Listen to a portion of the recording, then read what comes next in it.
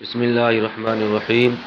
صلو علی الحبیب صلی اللہ تعالی علیہ وسلم۔ معزز طلباء کرام، کل کے سبق میں ہم نے پڑھا کہ فعل کو کب مؤنث لایا جائے گا اور کب مذکر اور کب دونوں، یعنی مذکر و مؤنث دونوں لا سکتے ہیں۔ اب یہاں پر مصنف علیہ رحمہ بیان کر رہے ہیں کہ فاعل کو مفعول پر مقدم کرنے کی صورت، کہ کب فاعل کو مفعول پر مقدم کرنا واجب ہے، بیان کر رہے ہیں۔ وَيَجِبُ تَقْدِيمُ الْفَاعِلِ عَلَى الْمَفْعُولِ، اور فاعل کو مقدم کرنا واجب ہوگا مفعول پر، یعنی جملہ فعلیہ کا جز ہوتا ہے فاعل،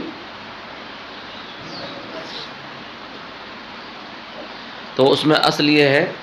کہ فاعل فعل سے متصل ہو اور اس کے بعد مفعول بھی آ جائے، لیکن کبھی فاعل کو مفعول پر مقدم کرنا واجب ہوتا ہے، تو وہ صورت بیان کر رہے ہیں۔ اور فاعل کو مفعول پر مقدم کرنا اس وقت واجب ہوگا جبکہ فاعل اور مفعول دونوں اس میں مقصور ہوں، مطلب اس میں اعراب لفظی نہ ہو، اعراب بالحرکت ہو، لیکن تقدیری ہو۔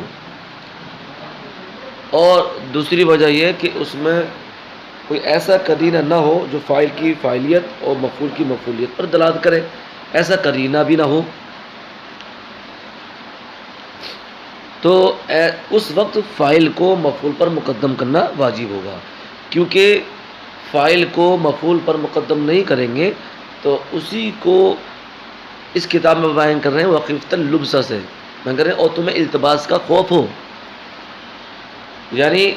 آپ کو یہ معلوم نہ ہو کہ کون فاعل ہے اور کون مفعول بھی ہے، تو ایسی صورت میں فاعل کو مفعول پر مقدم کرنا واجب ہے، اسی کو بیان کریں مصنف علیہ رحمہ۔ وَيَجِبُ تَقْدِيمُ الْفَاعِلِ عَلَى الْمَفْعُولِ، اور واجب ہوگا فاعل کو مقدم کرنا مفعول پر، اذا کان مقصورین، جبکہ دونوں کے دونوں اس میں مقصور ہوں۔ وخیفۃ اللبسہ، اور تمہیں التباس کا خوف ہو۔ التباس کا خوف ہونے کا مطلب یہ ہے کہ کون فاعل کون مفعول ہے یہ آپ کو معلوم نہ ہو، تو ایسی صورت میں فاعل کو مفعول پر مقدم کرنا واجب ہوگا۔ ناب ضربہ موسیٰ عیسیٰ، جیسے کہ ضربہ موسیٰ عیسیٰ مانا ہے موسیٰ نے عیسیٰ کو مارا، تو یہ تو فاعل مفعول کے اعتبار سے ترجمہ کر دیا، لیکن موسیٰ اور عیسیٰ یہ دونوں اس میں مقصور ہیں، اور اس میں مقصور کا اعراب تینوں حالتوں میں تقدیری ہوتا ہے، تو یہاں پر موسیٰ اور عیسیٰ میں اگر فاعل کو مقدم نہ کرتے تو پتہ نہ چلتا کہ کون فاعل ہے کون مفعول ہے، اس لیے ایک قاعدہ مقرر کر دیا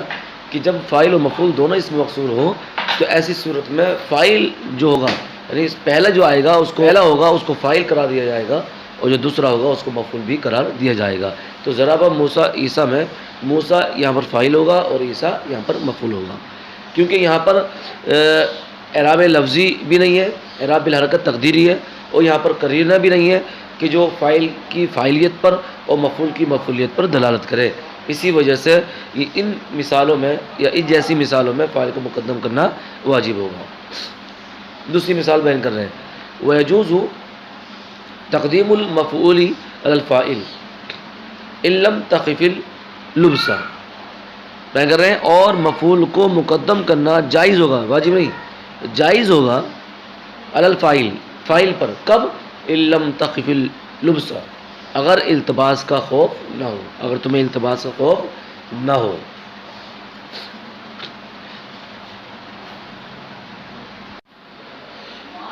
اور التباس کا خوف اس وقت نہیں ہوگا جبکہ کوئی قرینہ لفظی موجود ہو،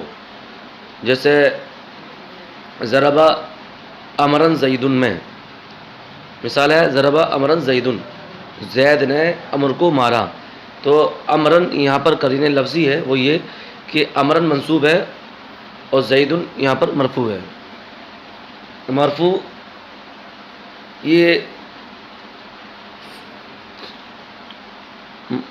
فاعل ہونے پر علامت ہے، اور منصوب یہ مفعول ہونے پر علامت ہے۔ اور منصوب کے پہچاننے کا ایک طریقہ یہ ہے کہ منصوب جو ہوتا ہے رسم الخط کے اعتبار سے اس کے آخر میں الف لکھا جاتا ہے، تو امرن کے آخر میں رسم الخط کے اعتبار سے الف لکھا ہوا ہے، اس سے پہچان لیا جائے گا، قرینہ موجود ہے کہ یہ منصوب ہے، اور زیدن یہاں پر مرفوع ہے۔ جو مرفوع ہے تو وہ فاعل ہے، وہ امرن یہاں منصوب ہے تو یہ مفعول بھی ہے۔ تو ایسی جگہوں پر مفعول کو فاعل پر مقدم کرنا جائز ہوتا ہے۔ اب قرینہ لفظی تو نہ ہو لیکن قرینہ معنوی ہو، جیسے مثال اکل الکمثرا یحییٰ، یحییٰ نے امرود کھایا، تو یہاں پر قرینہ معنوی موجود ہے کہ وہ یہ کہ کمثرا میں فاعل بننے کی صلاحیت موجود نہیں ہے، جبکہ یحییٰ میں فاعل بننے کی صلاحیت موجود ہے۔ جب یہ ہے تو ایسی جگہوں پر بھی مفعول کو فاعل پر مقدم کرنا جائز ہوگا۔ وَيَجُوزُ حَذْفُ الْفِعْلِ حَيْثُ كَانَتْ قَرِينَةٌ، اور فعل کو حذف کرنا جائز ہوگا جہاں کہیں بھی کوئی قرینہ موجود ہو۔ ناب زید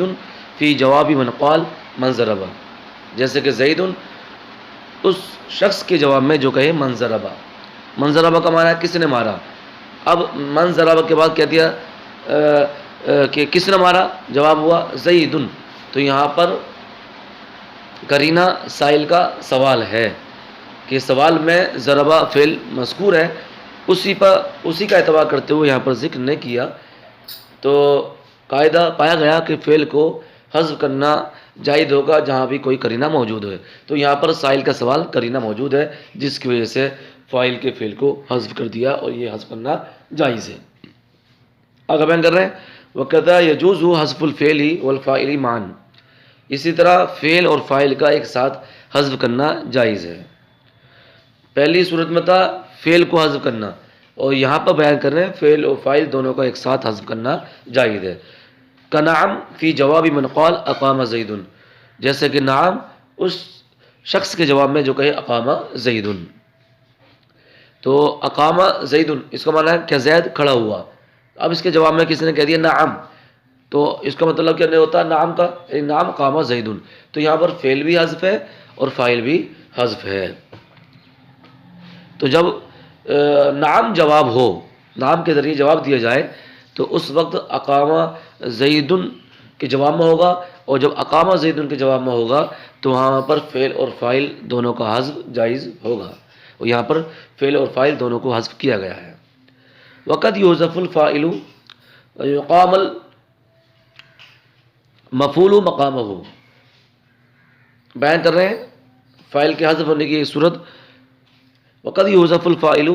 ویقام المفعول مقامہ، اور کبھی فاعل کو حذف کر دیا جاتا ہے اور اس مفعول کو اس کے قائم مقام کر دیا جاتا ہے، اور یہ کب ہوتا ہے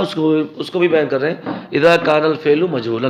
یہ اس وقت ہوتا ہے جب کہ فعل مجہول ہو۔ ناب ضرب زید، مانا ہوگا زید کو مارا گیا۔ اب فاعل کو حذف کیا گیا اور مفعول کو اس کے قائم مقام کیا گیا، کیسے؟ مثال ہم پیش کریں گے، ضرب عمرو زیدن، مثال تھی پوری، ضرب عمرو زیدن، عمر نے زید کو مارا۔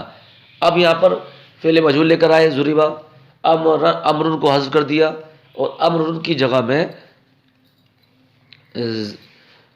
زیدن کو جو منصوب تھا اس کو رفع دے دیا اور پڑھا ضرب زیدن۔ ضربا یہ فعل مجہول ہے اور زید اس کا نائب فاعل ہے جو کہ فاعل کی جگہ میں آ گیا ہے۔ فاعل کی جگہ میں آنے کی وجہ سے نائب فاعل کو رفع دیا جاتا ہے، حالانکہ یہ مفعول ہوتا ہے، اس مفعول کو